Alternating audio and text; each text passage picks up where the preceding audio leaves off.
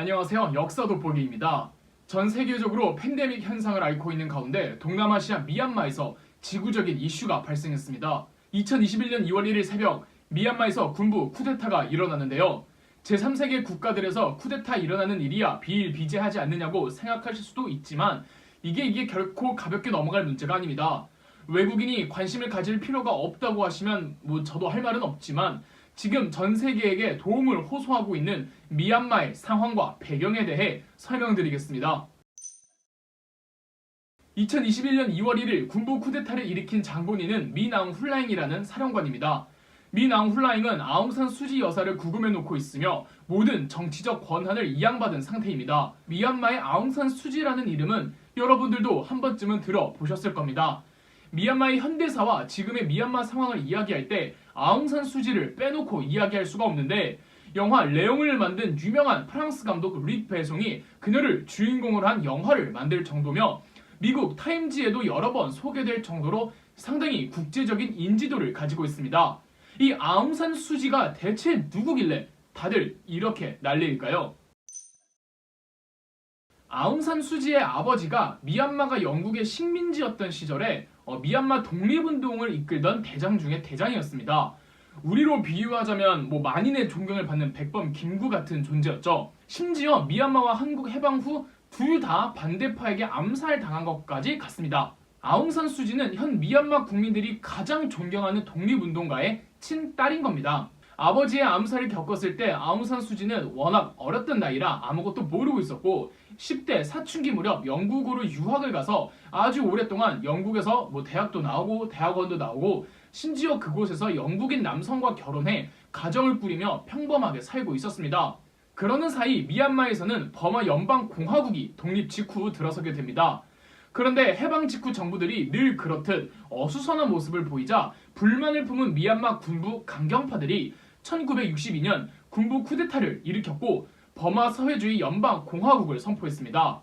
이렇게 미얀마 군부 독재가 시작이 되는데 무려 20년이 넘는 시간이 지난 1988년 일이 터집니다. 그 오랜 세월 가뜩이나 미얀마 사람들은 군부 독재 정권의 횡포에 불만이 많았는데 대학생들이 공권력에 구타당하는 일이 생기자 미얀마 사람들이 전부 들고 일어난 겁니다. 군부 독재 정권도 어쩌지 못할 정도로 시위는 일파만파 퍼졌고 1988년 8월 8일의 시위는 유례 없을 정도로 규모가 컸죠. 결국 군부 독재 정권은 즉각적인 총선과 다당제를 약속하며 독재 정권이 먼저 꼬리를 내렸습니다.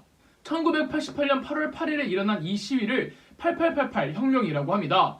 우리나라의 6월 민주화항쟁과 상당히 비슷하죠. 심지어 한국의 6월 민주화항쟁과 미얀마의 8888 혁명은 고작 1년 차이입니다.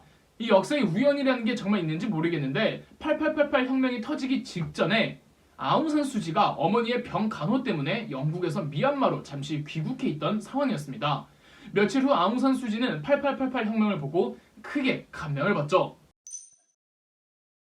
한편 8888 혁명으로 군부 독재 정권이 끝이 나는 줄 알았으나 혁명의 꼬리를 내린 기존의 군부 정권에 불만을 품은 신군부 세력이 다시 쿠데타를 일으켰습니다. 신군부의 새로운 군부 독재 정권 시절에 이 국명이 버마에서 미얀마로 공식 변경되었고 사회주의에서 자본주의 체제로 전환되었죠. 신군부의 또 다른 독재 정권에 미얀마 국민들은 분노했고 이 8888 혁명을 목격한 아웅산 수지가 직접 나서서 민주화 운동을 주도하기로 합니다. 그녀는 민주주의 민족동맹이라는 이른바 NLD를 조직했고 민주화 운동을 이끄는 사람이 과거 미얀마 독립운동의 상징인 사람의 딸이라는 이미지까지 있었으니 아웅산 수지는 정말 범국민적인 지지를 받았습니다. 그만큼 군부 독재 정권은 아웅산 수지를 정말 많이 괴롭혔고 소수민족에 대한 아주 잔인한 탄압, 민주화 운동가들에 대한 고문 및 테러가 이어졌습니다. 그런데 아웅산 수지가 1991년 노벨 평화상을 수상하면서 국제적 관심이 아웅산 수지에게 쏟아지니까 미얀마 군부 독재 정권도 그녀를 함부로 못하는 상황이 옵니다. 유엔까지 나서서 아웅산 수지를 보호해주자 군부 정권은 혹시 모르는 마음에 헌법을 마음대로 뜯어고쳐 직계 가족 중 한 사람이라도 외국인이 있으면 대통령이 될 수 없다는 조항을 만듭니다. 아웅산 수지의 남편이 영국인이라고 말씀드렸죠. 그러던 중 2015년에 선거가 있었는데 이게 웬걸 총선에서 아웅산 수지 소속의 이 NLD가 압승을 했고 군부 정권은 선거 결과를 묵묵히 받아들인 겁니다. 이로써 민주화 정당이었던 NLD가 여당이 되었지만 아웅산 수지는 대통령이 될 수 없다는 헌법으로 인해 대통령은 같은 당원을 시키고 본인은 국가 자문 형태의 직을 맡습니다. 아웅산 수지가 미얀마 대통령으로 아시는 분이 있는데 아닙니다. 아웅산 수지가 이렇게 유명한데 정작 미얀마의 대통령을 아는 사람은 별로 없습니다. 왜일까요? 아웅산 수지의 권력이 미얀마 대통령보다 훨씬 더 막강하며 이래서 미얀마 대통령은 꼭두각시가 아니냐고 여러 곳에서 비판을 받았습니다.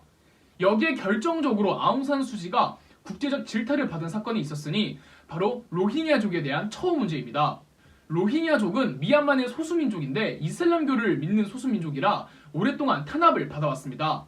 로힝야족은 과거 미얀마가 영국의 식민지였던 시절 영국과 빌붙은 소수민족이기도 했습니다.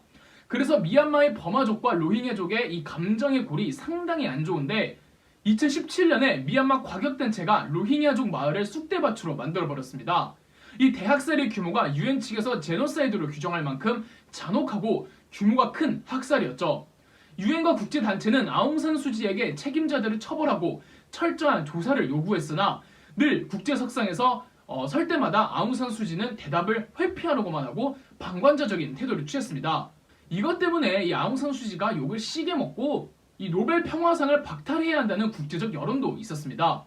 전문가들은 로힝야족을 학살한 미얀마 과격단체들이 미얀마 군부와 결탁되어 있기 때문에 아웅산 수지가 그렇게 소극적인 모습을 취할 수밖에 없을 거라고 분석했습니다. 즉 민주주의 정권이 들어섰지만 여전히 아웅산 수지가 군부를 장악하지 못해서 괜히 싸움나게 하지 않고 싶어서 학살을 자행한 과격단체들을 조사하지 않는 거죠.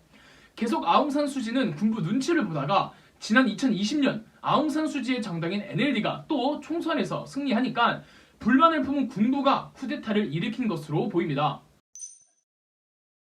쿠데타의 주범 미나웅 훌라잉은 1년간 비상사태를 선포한 상태고 현재 미얀마에선 반군부 독재 시위가 격하게 일어나고 있으며 국제적인 도움을 호소하고 있는 도중입니다. 이 쿠데타 군부 세력들은 시위대를 유혈 진압하고 있는 상황이고 희생자는 나날이 속출 중이죠. 미얀마의 태권도 소녀로 유명했던 19살의 소녀 치알신이 총에 맞고 사망하자 그녀의 존재 자체가 민주화 운동의 구심점이 되었습니다. 치알신의 죽음으로 인해 되려 민주화 운동이 커지자 군부는 치알신의 시신을 도굴해 갔죠. 이 미얀마 대학생들은 각 외국 대사관 앞에서 도와달라고 외치고 있는 상황이며 한국 대사관 앞에서도 이 서툰 한국말로 도움을 요청 중입니다. SNS에선 해시태그 운동이 일어나고 있고 이에 미얀마 SNS에서도 해시태그 한국 고마워요 캠페인이 유행하고 있습니다. 아직까지도 미얀마의 상황은 썩 좋지 않지만 하루빨리 미얀마에도 평화가 찾아왔으면 좋겠습니다. 그럼 역사돋보기였습니다. 영상 재미있으셨다면 구독과 좋아요, 알림 설정까지 해주시면 감사드리겠습니다.